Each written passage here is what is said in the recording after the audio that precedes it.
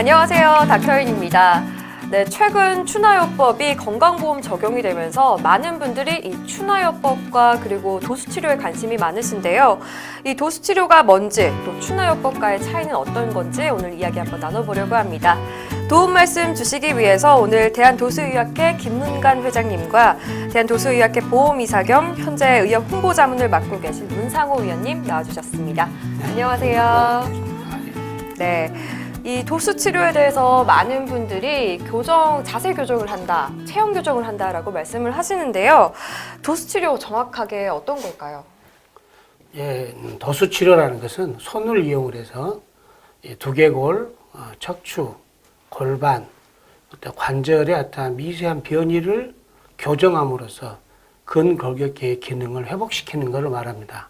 또한 이 근골격계에 영향을 주는 중추신경이나 자율신경계에 자극을 같이 줌으로써 내부 장기의 기능을 개선시켜 주는 그런 역할을 같이 하게 되어 있습니다. 네. 사실 그 일반인들이 이렇게 생각하는 경우가 많죠. 그러니까 뭔가 손으로서 두두둑 하는 소리를 내면서 네. 뭔가 삐뚤어진 거를 교정하고 뭐 빠진 관절을 맞추는 정도의 술기로 이해하시는 분들이 많은데 사실은 아주 정확한 정의는 아닙니다. 그렇게 이해를 하신다면 아까 우리 회장님께서 말씀하셨지만은 손을 이용해서 치료하는 모든 방법을 통틀어서 도수치료라고 합니다. 물론 우리 정형외과에서 주로 하는 뼈나 그 관절이 부러지거나 어긋났을 때 그거를 맞추는 술기가 대표적인 도수치료 중에 하나라고 할 수가 있겠죠. 하지만 네. 여러 지금 말씀하셨듯이 통증이나 어떤 장기 이상 같은 것도 손을 이용해서 또 치료할 수가 있는 것입니다. 그걸 다 통틀어서 도수치료라고 합니다. 네, 도수치료의 역사는 상당히 오래되었습니다. 지금 보시는 사진은 리비아에서 발견된 유적인데 서기 기원전이죠. 기원전 2500년 전에 만들어진 그러한 유적입니다. 지금 보시면 어깨를 어루만지는 도수치료 장면을 보실 수가 있죠. 세계 각지에 뭐 페루 같은 중남미, 그다음에 인도네시아 같은 태평양 쪽, 아프리카, 유럽, 아시아에서 각각 고유하게 도수치료가 기원전 2500년 전부터 발전되고 발생하고 그렇게 되어 온 것입니다. 자, 보시면 지금 그리스나 로마 시대 유적에서도 도수치료라는 장면을 만나실 수가 있고, 네, 아프리카에서도 또한 페루 같은 남아메리카에서도 그리고 중국에서도 이러한 여러 도수치료의 역사와 흔적을 볼 수가 있습니다. 하지만 안타깝게도 어떤 문헌상에 기록되어 있는 그러한 유적은 우리가 찾아볼 수가 없는데 문헌상에 최초로 시작되었던 것은 바로 이것입니다. 히포크라테스가 도수치료에 대한 책도 편찬을 했고요. 여러 가지 기구를 만들어서 실제로 도수치료에 사용했다고 합니다. 네, 그러다가 이제 정골의학이라는 것이 19세기 들어서 만들어지게 되죠. 그 사이는 중세시대인데 사실 도수치료의 암흑기라고 그렇게 불려집니다. 이때는 본세터들, 즉 적골사라는 부류에 의해서 주로 도수치료가 행해지게 되죠. 팔모 부자가 나오게 되는데 이 사진은 팔모 아들입니다. 근데 이분들에 의해서 카이로프락틱이라는 것이 또한 만들어지게 되죠. 그리고 이제 나이팅게일에 의해서 물리치료학에서 또한 그 도수치료학이라는 것이 생겨나게 됩니다. 지금까지 말씀드린 오스테오패티, 정골의학이죠. 그 다음에 카이로프락틱, 그 다음에 물리치료에서의 도수치료. 이 세 가지 분야가 대표적인 학문으로서 대표적인 그런 도수치료 분야가 되는 것입니다. 그러다가 저희 의학에서 맨넬이라는 분이 1917년, 그러니까 약 100여 년 전이죠. 그때 처음으로 매뉴얼 메디신, 즉 도수의학이라는 터미놀로지를 사용을 합니다. 용어를 사용하는 것이죠. 이 매뉴얼 메디슨은 앞서 말씀드린 오스테오패티, 카이로프락틱, 그 다음에 물리치료학 이런 것들 모두 다 총망라하는 그러한 용어가 되겠고 이분이 그런 매뉴얼 메디슨에 대한 책을 또한 출간을 하게 되어서 도수의학의 대표적인 교과서로서 자기 자리매김을 하게 되는 것입니다. 사실 처음에는 일단 목을 압박을 줘서 교정을 했다고 하는데 그때 초기 당시에는 조금 사람들이 이게 의학적으로 근거가 없다라고 생각했을 수도 있을 것 같아요. 이게 이제 오스테오패시 메디신을 보면 네. 우리가 두개골하고 천골, 꼬리뼈 쪽에 두개골하고 천골이 일단 리드믹하게 움직이게 되는 걸 발견한 거죠. 그것을 우리가 1차 호흡이라고 하고 그 다음 우리가 횡격막에 의한 호흡을 2차 호흡이라고 합니다. 이 1차 호흡을 조절함으로써 이 경막을 활성화시키고 그 경막 안에 흐르는 뇌 척수액의 흐름을 좋게 함으로써 전체적인 신경계의 기능을 좋게 한다. 특히 오스테오패시는 장기에 대한 많은 이제 관심을 갖고 있는데, 자, 그런 거 하면서 자율신경을 기능을 회복시키는 게 오스테오패시 메디신 방법이고, 이 카이로프락틱은 방금 말씀하신 것처럼 이 서블룩세시아라는 개념인데, 이 조그마한 그 변이, 우리가 탈구, 이 관절이 벗어나는 걸 탈구라 친다면, 약간 어긋나 있는 것은 우리가 서블룩세시아는 아탈구라는 말을 씁니다. 네. 그거는 병적인 건 아니지만 기능적으로 이상이 있는 거죠. 그 기능적인 이상으로 인해서 생기는 통증을 이 아탈구를 교정함으로써 그걸 통증을 해결하는, 그게 이제 카이로프락틱 방법. 네. 그렇게 설명하면 되겠습니다. 들어보니까 처음에는 이제 도수치료가 그냥 압박을 주는 것이 아닐까 이런 생각을 했었는데, 그래도 그 의학적인 그런 근거가 있고 또 자율신경계를 압박한다는 거지. 네. 그런 것들 좀 자세히 알 수 있으니까 좋은 것 같아요. 그러면 일단 추나요법을 한번 넘어가 보죠. 추나요법 같은 경우에는 중국에서 시작이 됐다고 하는데, 이 추나는 중국 한의학의 고전적인 치료인지 궁금한데요. 예, 이제 추나 말한 말 자체가 네. 밀추 당길나, 밀고 당겨서 병을 치료한다는 그런 뜻이고, 그다음에 청나라 시대에는 의정금감이라는 책이 완성이 돼서 치료 방법들이 자세히 기술되어 있는 체계적으로 발전된 게 중국의 추나고, 네. 우리나라에서는 조선 시대에 의방유치라는 그런 책이 있습니다. 거기에 이 중국의 의정금감에 대한 소개가 약간 돼 있었을 뿐, 대한민국 조선 시대에는 추나가 없었던 걸로, 조선 시대에는 주로 침, 뜸, 약이 더 활성화되어 있었죠. 특히 허준 시대에 침, 뜸보다는 약이 더 우세한 그런 상황이 됐기 때문에 그게 대한민국에 해방되고 근래 이르기까지 대한민국의 한의는 약이 우선이지 침도 아니고 뜸도 아니고 더욱이 추나는 관심이 없었던 부분이죠. 네. 대한민국의 한방의 추나라는 것은 91년도에 이 신준식 등 몇 사람들에 의해서 처음 시작된 게 대한민국의 추나라는 겁니다. 그래서 그런 의미에서는 그 이름이 추나지 결국은 대부분들은 다 카이로프락틱을 했던 분이고, 그래서 우리가 하고 있는 도수치료의 카이로프락틱과 다를 바가 없다는 겁니다. 지금 한방의 추나랑 카이로프락틱이랑은 다를 바가 없다 말씀하셨는데요. 그렇죠. 예. 차이가 없다라고 볼 수는 아예 없다고는 볼 수가 없을 것 같은데요. 의료계에서는 이해가 안 됩니다. 왜냐하면은 한의학에도 얼마나 소중하고 빛나는 분야들이 많이 있지 않습니까?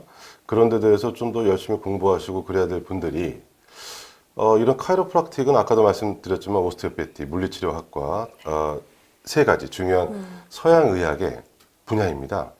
그런데 우리 의사들이 당연히 연구를 해야 되고 발전시켜야 될 분야를 영역을 침범해가지고 이렇게 자기 거인 양 포장을 한다는 것은 상당히 좀 유감스러운 일이 아닐 수가 없고, 각자 고유 영역에서 그 영역을 발전시키는 것이 가장 적절하다라고 우리는 판단을 하고 있고요. 그런 카이로프락틱이라는 것은 서양의학, 그러니까 굳이 나눈다면 동양의학, 서양의학을 나눈다면 우리 의학의 고유한 분야인데, 이것을 우리를 배제시키고 국민건강보험과 보험공단과 협의를 해서 보험화하고 이러한 프로세스들이 저희들로서는 적절하지 않다라고 저희들은 생각하고 있습니다. 네. 그러면 환자 입장에서 병원에 가서 도수치료를 받는 것, 한의원에 가서 추나요법을 받는 것, 이거에 좀 몸소 체감할 수 있는 차이는 어떤 게 있을까요? 일단은 도수치료라는 게 아주 안전한 것이 아니거든요. 여러 가지 합병증, 주로 많이 보고되는 게 이 목 쪽에 도수치료를 한 다음에 뇌졸중 사례가 많이 보고가 되어 있습니다. 그 다음에 최근에는 등 쪽에 도수치료를 하다가 혈흉, 그러니까 폐에 피가 차는 거죠. 어쨌든 그런 합병증이 생기지 않도록 하기 위해서는 올바른 의학적인 지식이 있는 사람이 시행하는 것이 옳고요. 만에 하나 불가피하게 생겼다 하더라도 거기에 대한 적절한 치료를 하려면 올바른 의학 지식을 가진 의사가 슈퍼바이저를 한다든지 아니면 자기가 직접 해야 환자의 안전을 우리가 보장할 수가 있는 것입니다.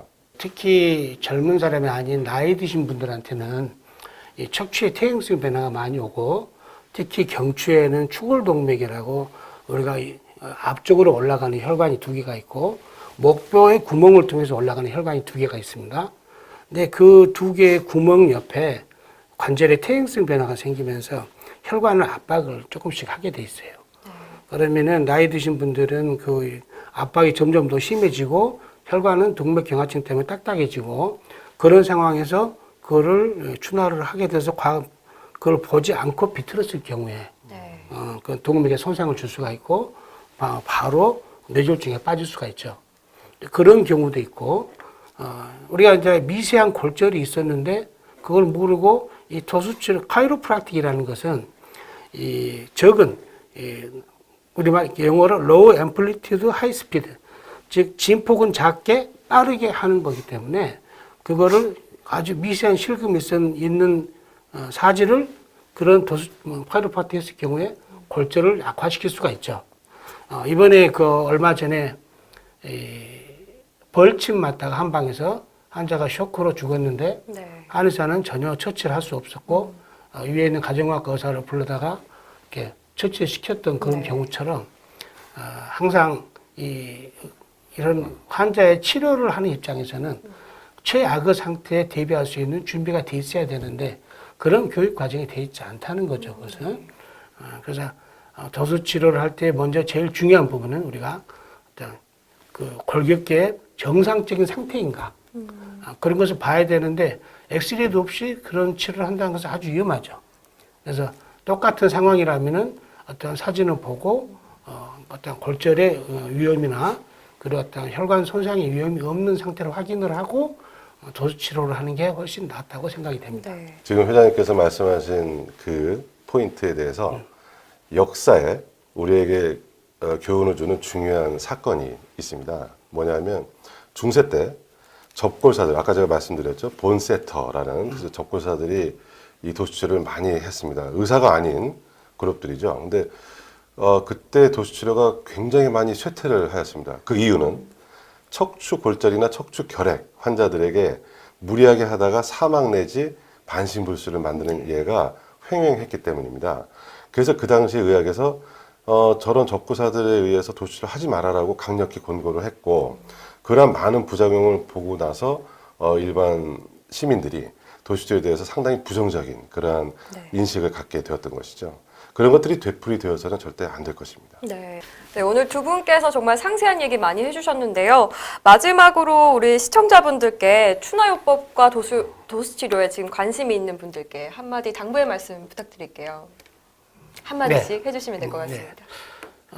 조금 전에 이야기 드렸지만 이 도수치료라는 것은 일단 그 하이 스피드를 이용해서 하는 거기 때문에 반드시 엑스레이가 있는 데서 해야 됩니다.